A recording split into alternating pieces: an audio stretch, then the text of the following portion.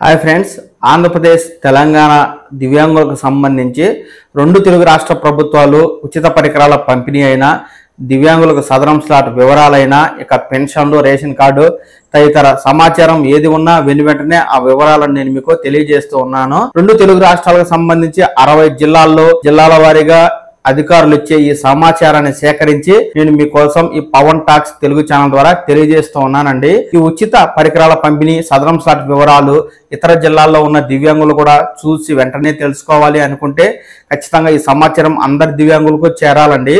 అలా చేరాలంటే వీడియో చూస్తున్న ప్రతి ఒక్కరూ తప్పనిసరిగా ఈ వీడియోను లైక్ చేసినట్లయితే ఎక్కువ మందికి సజెస్ట్ చేయబడి ఈ విషయాన్ని అయితే తెలుసుకుని దివ్యాంగులైన వారు లబ్ధి పొందే అవకాశం ఉంటుంది. కాబట్టి వీడియో చూస్తున్న ప్రతి ఒక్కరూ తప్పకుండా లైక్ చేయండి. ఇంకా ఎవరైనా మన ఛానల్ని సబ్స్క్రైబ్ చేయకుంటే వెంటనే సబ్స్క్రైబ్ చేసుకోండి.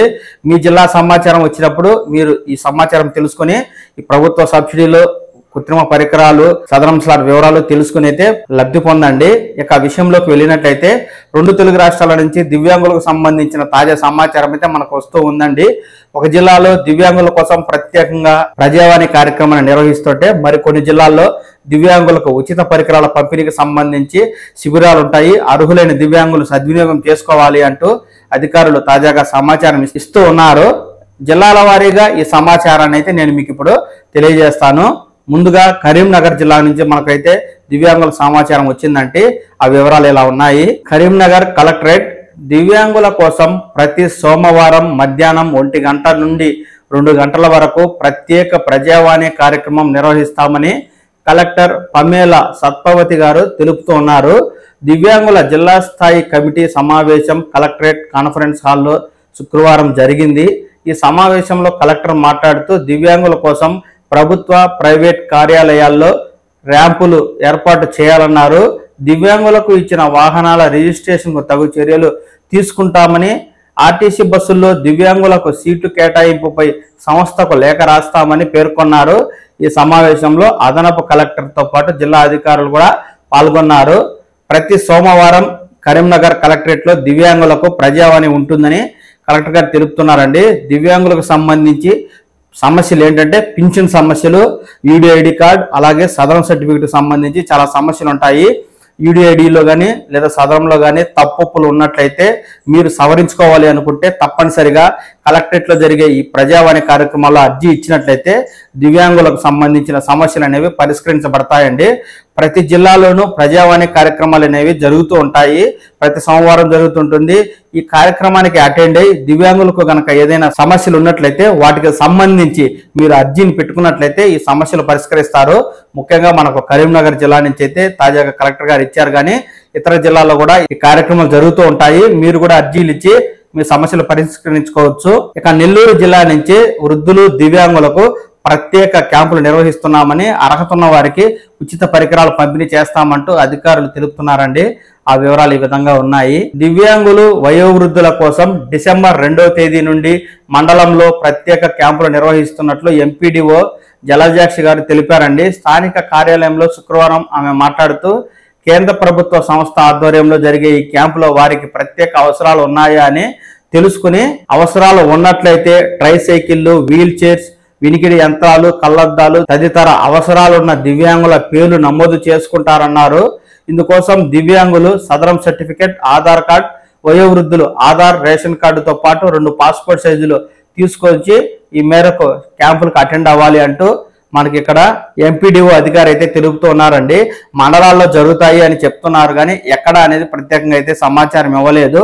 నెల్లూరు జిల్లాలోని దివ్యాంగులు మీ మండలాల్లో ఈ కార్యక్రమం డిసెంబర్ 2వ తేదీ నుంచి ఎక్కడెక్కడ జరుగుతుందో తెలుసుకుని ఆ కార్యక్రమానికి అటెండ్ అయ్యి మీకు ట్రైసైకిళ్లు, వీల్ చైర్లు, వినికిడి యంత్రాలు తదితర ఇతర పరికరాలు కావాలి అనుకుంటే గనక ఆ క్యాంప్ కి అయితే అటెండ్ అవ్వండి. ఇంకా ఉమ్మడి అనంతపురం జిల్లాకు సంబంధించి అంటే అనంతపురం జిల్లా అలాగే సత్యసాయి జిల్లాకు సంబంధించిన దివ్యాంగులకు ఉచిత పరికరాల కోసం దరఖాస్తు చేసుకోండి అంటూ తాజాగా అధికారులు సమాచారం ఇస్తున్నారండి. ఆ వివరాలు అయితే ఈ విధంగా ఉన్నాయి. అనంతపురం దివ్యాంగులకు భారత వికాస పరిషత్ ఆధ్వర్యంలో ఉచితంగా కృత్రిమ కాళ్ళు, చేతులు, కాలిపర్స్ అందించనున్నారు.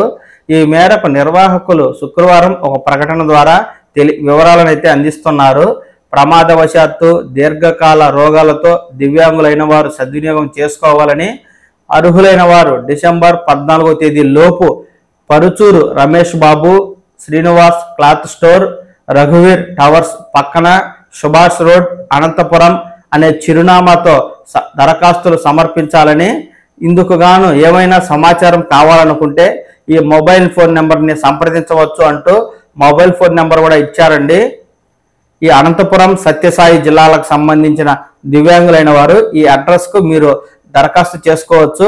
మీకు ఏమైనా తదితర పూర్తి వివరాలు కావాలి, తెలుసుకోవాలి అనుకుంటే మొబైల్ నెంబర్ సంప్రదించినట్లయితే నిర్వాహకులు అయితే తెలియజేస్తారు.